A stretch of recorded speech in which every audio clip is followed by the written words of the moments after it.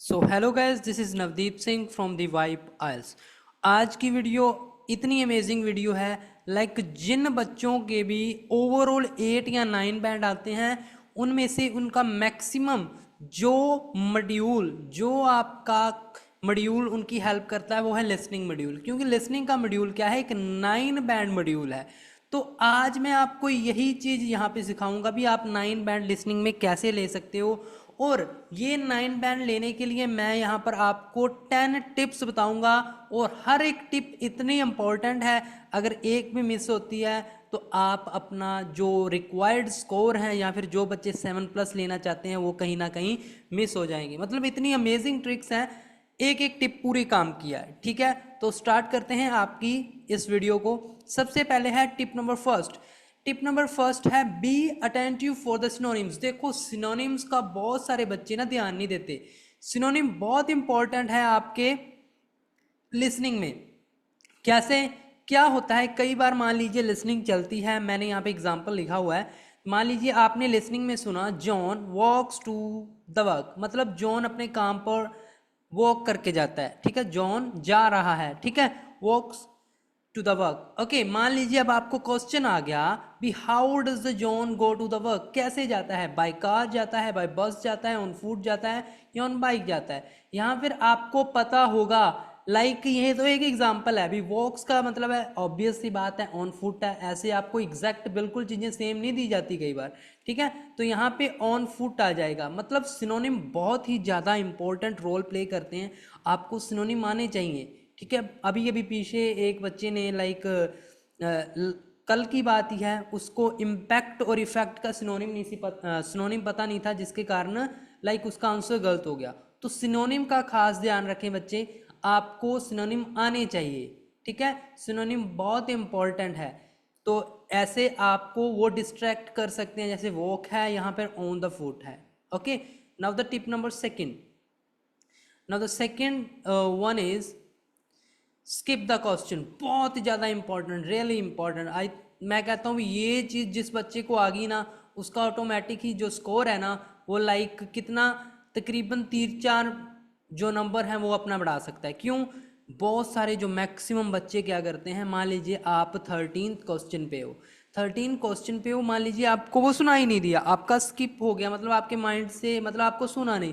अब उस बच्चे का तो हाँ, उस बच्चे का जो ध्यान है वहीं पे रहेगा, यार क्या था, क्या आ सकता है। और जैसे जैसे वो ये सोचता जाएगा, उसका 13 के अलावा 14 भी जाएगा, 15 भी जाएगा, प्लस उसका कॉन्फिडेंस इतना नीचे जाएगा भी वो बच्चा ये चीज ध्यान लगा ले कि वो 6 बैंड तक ही पहुंच पाएगा। क्यों? कॉन्फिडेंस गया, क्वेश्चन गया, लिसनिंग गई, पूरी आयल्स गई।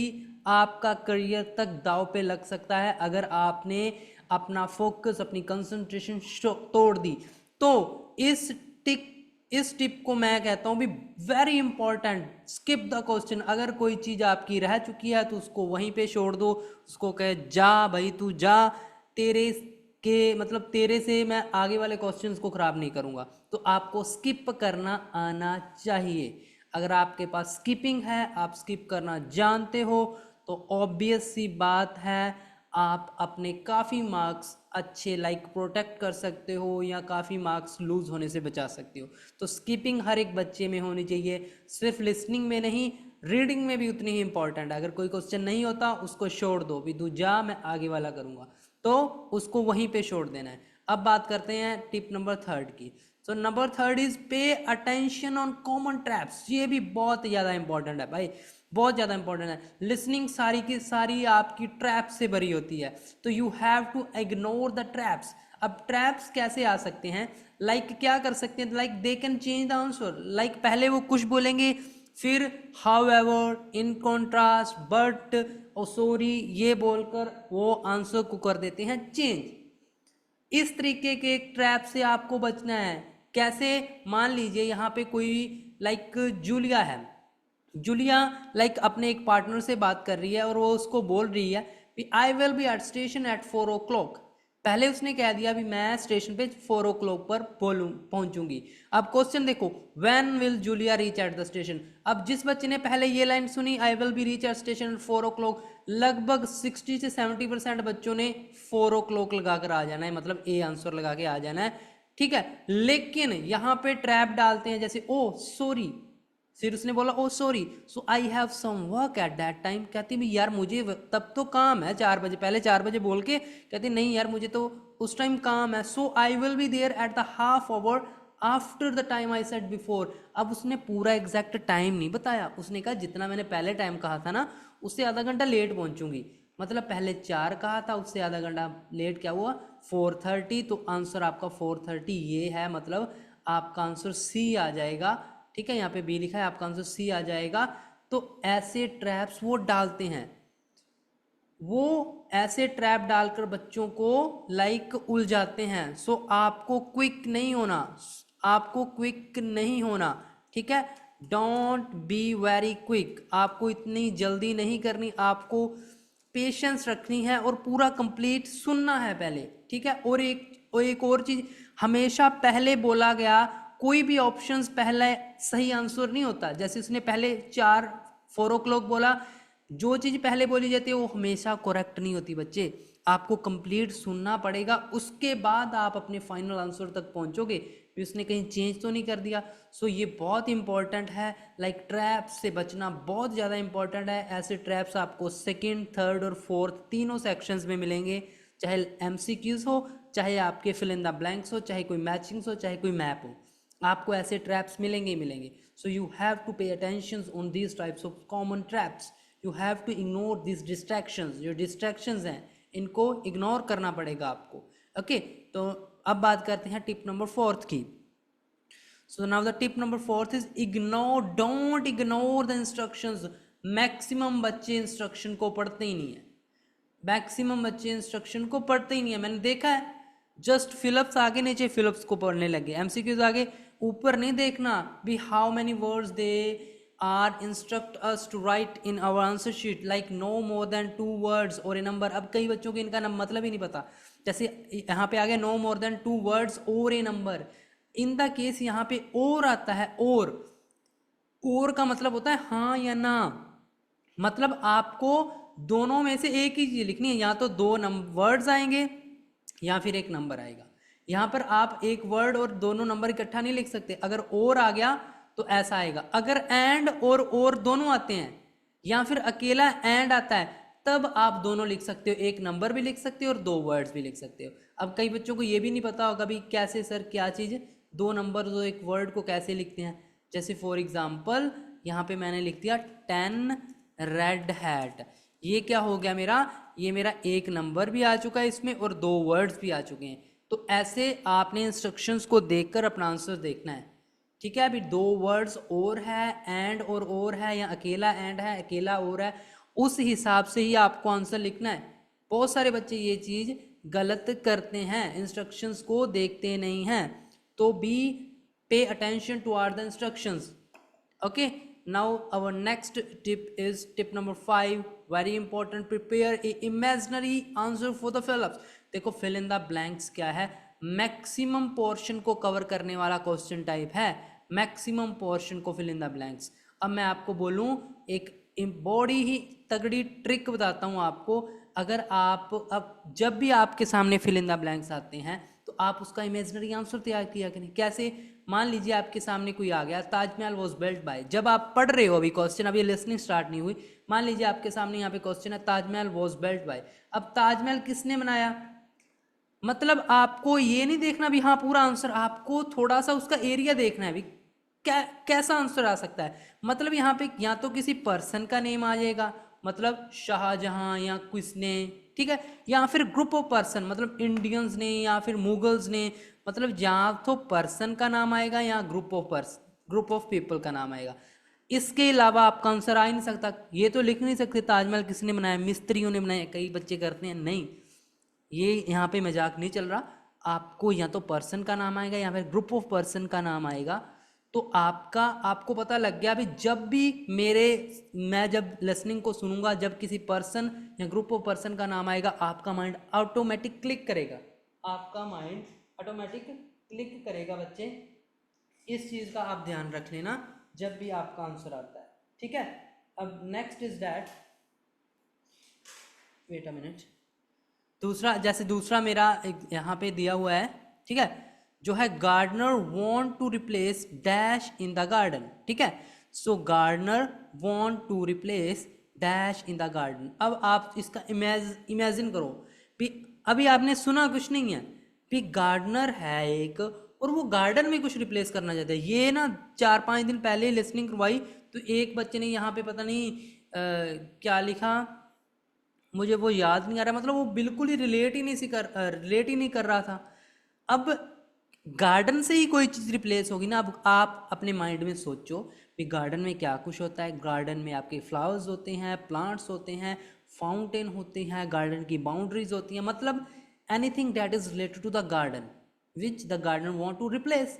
तो कई बच्चे बिल्कुल ही अलग लेवल की बात कर देते हैं जो होती ही नहीं है। तो अगर आपने इमेजिन कर लिया आंसर, तो आप 50% तो वहीं पे ही करेक्ट हो जाओगे, आपकी 50% आंसर गलत होने की पॉसिबिलिटी कम हो जाएगी। तो you have to imagine your answer in the case of fill in the blanks. तो ये चीज़ आप करके देखो, अमेजिंग रिजल्ट मिलेगा। Okay, now our next tip is tip number 6, that is focus on the spellings। बच्चे, spellings are the very important, spellings play very important role in your IELTS listening। Okay, specially singular और Plurals की गलती बच्चे बहुत ज़्यादा करते हैं। Singulars, उनको ये नहीं पता लगता अभी एस कहाँ पे आएगा और ई एस, मतलब मान लीजिए आपने सुना, वहाँ पे आपने लिख दिया चेयर्स, लेकिन जैसे ही आंसर चेक किया वहाँ पे था चेयर्स, मतलब आपका आंसर तो गलत हो गया। अब इस चीज़ की जो कन्फ्यूज़न है, you have to do practice for this. आपने बार बार उसको सुनना है भी, चेयर्स जब एस बोलता है देन क्या चीज़ का डिफरेंस है, जब अकेला चेयर बोलता है तब क्या डिफरेंस है। You have to listen it properly again and again. Okay, और उससे भी इंपॉर्टेंट चीज़ है वाइल ट्रांसफरिंग द आंसर्स। बच्चे क्या करते हैं, पहले अपने जो लिसनिंग की शीट होती हैं उस पर जल्दी जल्दी से कुछ भी लिख देते हैं। हाँ चलो ठीक है, मैं मानता हूँ जल्दी जल्दी में लिखना है, लेकिन कई बार बच्चे ना वहाँ पे सही लिखा होता है, लेकिन जब वो ट्रांसफ़र करते हैं वहाँ पे स्पेलिंग गलत कर देते हैं। आपको उस चीज़ का कोई फ़ायदा नहीं होने वाला, चाहे शीट में आप 100 सही कर लो। बहुत से बच्चे, मैंने मॉक टेस्ट में भी यहाँ पे, सर मैंने यहाँ पे ये लिखा था, देखो आपकी जो आंसर शीट है वही जानी है, उसमें ट्रांसफ़र करते टाइम स्पेलिंग की मिस्टेक मत करना। ये आपको इस चीज़ को आप वार्निंग समझ लो, नहीं तो आंसर सही नहीं होंगे। स्पेशली कई बच्चे नंबर्स की पहला दूसरा तीसरा आंसर्स है, दूसरे का तीसरा एक दिया, फिर चौथे का, एक बार सीक्वेंस गलत हो गया सारे क्वेश्चंस गलत हो जाएंगे। इस चीज़ का ध्यान रख लेना, सीक्वेंस को भी ध्यान में रखना है, स्पेलिंग्स को भी रखना है। आपको एक चीज़ बताता हूँ, आप गूगल करना most repeated spellings in the IELTS listening, most repeated spellings in the IELTS listening search करना, तकरीबन 100 स्पेलिंग्स आपको, जो भी पहली वेबसाइट खुलेगी गूगल पे 100 स्पेलिंग्स होंगी, वो एक बार उसका प्रिंट निकाल लेना और डेली उसको 2 बार रीड कर लेना। मैं याद नहीं करता, मैं ये नहीं कह रहा भी याद कर लेना, उसको बस रीड कर लेना। रीड करना 15-20 दिन रीड करोगे ना, ऑटोमेटिक स्पेलिंग्स आपके माइंड में फिट हो जाएंगी। याद नहीं करता मैं कह रहा हूँ, सिर्फ रीड करना है 2 बार, 21 दिन रीड कर लेना, 22वें दिन आपको सारी स्पेलिंग्स याद हो जाएगी, और वो स्पेलिंग्स बहुत रिपीट होती हैं। तो इस चीज़ का आपने ध्यान देना है, स्पेलिंग्स का। Okay, now the next is tip number 7, that is don't try to understand everything. बहुत इंपॉर्टेंट है। बच्चे क्या करते हैं, मेरे पास MCQs आ गए, अब सेक्शन 3 होता है, सेक्शन 3 में लॉन्ग टेल के MCQs आते हैं, और वो एक एक चीज़ पढ़ने लग जाते हैं। जितना टाइम होता है उतने टाइम में आप वो चीज़ रीड नहीं कर सकते। आपको हर एक ऑप्शन की, हर एक चीज़ को रीड करने की ज़रूरत नहीं है, स्पेशली MCQs में। ये चीज़ आपके बिल्कुल भी फ़ायदा नहीं करने वाली। अगर आप हर एक चीज़ को ध्यान दोगे, हर एक चीज़ को अंडरस्टैंड करने की ट्राई करोगे, आपका टाइम ख़राब होगा, आपके क्वेश्चंस गलत होंगे। तो MCQs में ये चीज़ स्पेशली मैं बोल रहा हूँ, आपको कीवर्ड्स पे फोकस करना है। आपको कीवर्ड्स पे फोकस करना है बच्चे। आपको कीवर्ड्स मार्क्स करने हैं ऑप्शंस में से भी और क्वेश्चंस में से भी। हर एक चीज़ अगर आप समझने जाओगे तो कुछ नहीं होगा। You have to mark your keywords, you have to mark keywords in your question as well as in your options, और कीवर्ड्स के बिहाफ पे ही आपको आंसर लगाना है। सो हर एक चीज़ को समझने की जरूरत नहीं है पूरे लिसनिंग में, ठीक है। Now the tip number 8, that is use the given time wisely. देखो बहुत इंपॉर्टेंट है। देखो जो आपका सेक्शन 3 है, अभी मैं ऊपर बात करके आया हूँ, उसमें क्या आते हैं, long tail MCQ, long tail. वही चीज़ आपका यहाँ पे टाइम मैनेजमेंट नहीं होता, ठीक है। अब लॉन्ग टेल में क्या होता है, 5-6 भी आ गए और उसमें लॉन्ग टेल वाले 4-4 ऑप्शंस होंगे, अब वो चीज़ बंदा रीड ही नहीं कर पाएगा। अब मैं आपको कहता हूँ भी जब आपका सेक्शन 1 जो होता है वो ईजी होता है, वो आप ईजिली 4-5 सेकंड्स में या 10 सेकंड्स में रीड कर लोगे। अब जो वहाँ पे एक आपने पहला सेक्शन रीड कर लिया, आपको 10 सेकंड लगे, अब आपके कोई 15 से 20 सेकंड बच जाएंगे। आप वो 15 से 20 सेकंड सेक्शन 1 के भी सेक्शन 3 में यूज़ करो, 2-3 क्वेश्चन पढ़ लो उस 20 सेकंड्स में। अब जब सेक्शन 2 आएगा उसमें से भी कुछ टाइम निकाल के वो फिर से सेक्शन 3 को दो, फिर से सेक्शन 3 को दो, फिर 1-2 क्वेश्चन रीड कर लो, और सेक्शन 3 का टाइम तो सेक्शन 3 में रहना ही है। तो ऐसे करके आप सेक्शन 3 को के जो क्वेश्चंस हैं उनको इतने अच्छे से रीड कर लो, इतने ऑप्शंस को इतने अच्छे से कीवर्ड्स को मार्क कर लो या इतने अच्छे से अपने माइंड में फिट कर लो, और जितनी ज़्यादा रीड करोगे उतना ही कोई चीज़ आपको ईजिली क्लिक करेगी आपके माइंड पे। तो ये चीज़ अपने माइंड में रख लेना बच्चे, भी आपको जो टाइम है उनका वाइजली यूज़ करना है उसको। आपको ऐसे ही नहीं कुछ भी लिख देना, ऐसे ही लिस्टिंग नहीं हो जाएगी। थर्ड सेक्शन मैं अब भी कह रहा हूँ, हमेशा कहता हूँ, थोड़ा लेंदी आता है क्योंकि लॉन्ग टेल के एमसीक्यूज आ जाते हैं, वो एक ही टाइम में सारे नहीं रीड होते। फर्स्ट का, सेकंड का, थर्ड, तीनों का थोड़ा थोड़ा टाइम उसमें यूज़ करो। उसके क्वेश्चंस को सबको एक बार रीड करना बहुत इंपॉर्टेंट है अगर आपको सही आंसर पे आना है। तो आपको अपने टाइम का अच्छे से वाइजली यूज़ करना पड़ेगा। अब टिप नंबर 9, मतलब सेकंड लास्ट है, don't left any answer empty. बहुत सारे बच्चे क्या करते हैं, मैंने आंसर शीटें देखी हैं, उनकी एम्प्टी होती हैं कई आंसर्स भी। देखो यहाँ पे कोई नेगेटिव मार्किंग नहीं है, कोई नेगेटिव मार्किंग है ही नहीं है। आपको पता है आइल्स के एग्जाम में कोई नेगेटिव मार्किंग नहीं है, तो क्यों आप एम्प्टी छोड़ाते हो यार। आपने लिसनिंग सुनी है, कुछ ना कुछ तो सुना ही होगा, चाहे गलत ही सुना है, कुछ ना कुछ तो सुना होता है। बच्चे ना लिखने से कुछ लिखना अच्छा होता है, ठीक है। Something is better than nothing, something is better than nothing. बिल्कुल ना होने से कुछ लिखना अच्छा होता है। कहीं ना कहीं कई बार ऑटोमेटिकली क्लिक कर जाता है माइंड में, सही आंसर लिखा जाता है। एक स्कोर भी, मान लीजिए आपका 22 है, आपको 23 चाहिए, 6 बैंड चाहिए, तो 22 अगर आपने तुक्का मारा है किसी चीज़ का, कोई आंसर लिख कर आए हो, अगर वो सही हो गया तो आपके 22 से 23 हो जाएंगे, मतलब आपको दोबारा रीपीट होने से वो चीज़ बचा सकती है। So don't leave any answer column empty in your IELTS listening answer sheet, इस चीज़ का हमेशा ध्यान रखना। और number 10 and the last one is very write short form while listening. ये बहुत इंपॉर्टेंट है। कई बार क्या होता है, आपके जो आंसर्स हैं वो बड़े बड़े आ जाते हैं, तो आप उसमें शॉर्टकट्स यूज़ किया करो। कई बच्चे सारा आंसर लिखने लग जाते हैं, जैसे यूनिवर्सिटी बुक शॉप आ गया, इसको UNIBKSHP, जैसे मतलब आपको आंसर बाद में स्पेलिंग नहीं गलत करनी, आप शॉर्ट फॉर्म्स यूज़ करें। बड़ी बड़ी स्पेलिंग्स आती हैं, लाइक सेकंड सेक्शन में आती हैं, और थर्ड में 1 वर्ड या फोर्थ में 1 वर्ड आता है। लाइक फर्स्ट और सेकंड में बड़े बड़े जो वर्ड्स हैं, 3 वर्ड्स 2 वर्ड्स आ जाते हैं, तो उस टाइम आप शॉर्ट फॉर्म्स यूज़ कर सकते हो ताकि आपको कंप्लीट आंसर ना लिखना पड़े। कई बार कंप्लीट आंसर लिखने के चक्कर में भी अगला क्वेश्चन ख़त्म हो जाता है। ओके, इसके अलावा एक चीज़ मैं आपको पहले ही इंपॉर्टेंट इन्फॉर्मेशन दे दूं। देखो हम जो आइल्स की क्लास लेते हैं वो सिर्फ राइटिंग की क्लास लगाते हैं ऑनलाइन, ठीक है। ऑनलाइन में हम 15 डेज़ का बैच लगाते हैं, जिसमें हम ऑल टाइप के टास्क 1 और टास्क 2 को 15 डेज़ में कवर करते हैं। हर एक टाइप का टास्क 1, हर एक टाइप का टास्क 2 मैं खुद लिखवाता हूँ, खुद आपके सामने लिखता हूँ अपनी क्लास में, ठीक है। प्लस आपको उसमें 9 बैंड के सैम्पल्स आंसर्स भी मिलेंगे जो IDP टीचर्स के द्वारा दिए जाते हैं, ठीक है। प्लस वोकेबलरी के नोट्स मिलेंगे, प्लस जो भी क्लास लगेगी उसकी एवरीडे रिकॉर्डेड लेक्चर मिलेगा 15 डेज़ का, और 15 डेज़ की फ़ीस है 1500 और टाइम है 7 to 7:45। इसके अलावा जो हमारे इंटरनेशनल स्टूडेंट्स हैं जिनको टाइम की दिक्कत रहती है, या कोई बच्चा ऐसा है कि जो कहता है भी सर भी मेरा एग्ज़ाम तो 4 दिन बाद है, हम 15 डेज़ कैसे लें, ठीक है, तो आपके लिए मैंने आइल्स राइटिंग का मास्टर कोर्स तैयार किया है, जिसमें मैंने कंप्लीट टास्क 1 टास्क 2 की वीडियो लेक्चर्स हैं उसमें। वो आपको यूट्यूब पे वीडियोस नहीं मिलेंगी, ये ऐसी वीडियोस टास्क 1 टास्क 2 हैं जो बिल्कुल डिफरेंट है, जो जस्ट मैंने कोर्स के लिए तैयार की है। वो आपको वीडियो लेक्चर्स मिलेंगे, special video lecture, plus PDF मिलेगा 9 बैंड के सैम्पल्स। 9 बैंड के ऐसे सैम्पल्स हैं, 50 प्लस सैम्पल्स हैं जो आईडीपी सर्टिफाइड टीचर्स ने लिखे, ओरिजिनल 9 बैंड के सैम्पल्स मिलेंगे, प्लस आपको पीडीएफ मिलेगा वोकेबलरी नोट्स का। ये तो हो गया राइटिंग की बात।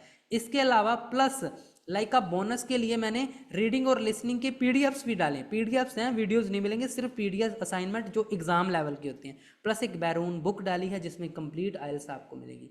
अगर किसी बच्चे को चाहे क्लास ज्वाइन करनी हो, चाहे राइटिंग का कोर्स लेना हो, ये नंबर है, इस पर सिर्फ व्हाट्सएप करना है, ओनली व्हाट्सएप 8168321916। ऑनलाइन क्लास लेनी है तो सर ऑनलाइन क्लास, अगर आपको कोर्स चाहिए तो सर ऑनलाइन कोर्स, दोनों चीज़ें आपको बता दी जाएंगी। कोर्स का जो प्राइस है वो है 1000, ओके, क्लास का है 1500। दोनों अमेजिंग चीज़ें हैं, पूरी मेहनत से तैयार किए हैं हमने, और अमेजिंग रिजल्ट देखने को मिलेंगे। ओके, तो ये थी आपकी आज की लिसनिंग की वीडियो। अगर किसी बच्चे को वीडियो अच्छी लगी हो या किसी के बहुत ज़्यादा काम आए, प्लीज़ कमेंट करके हमें ज़रूर बताना। थैंक यू सो मच, मिलते हैं और किसी वीडियो में। Thank you.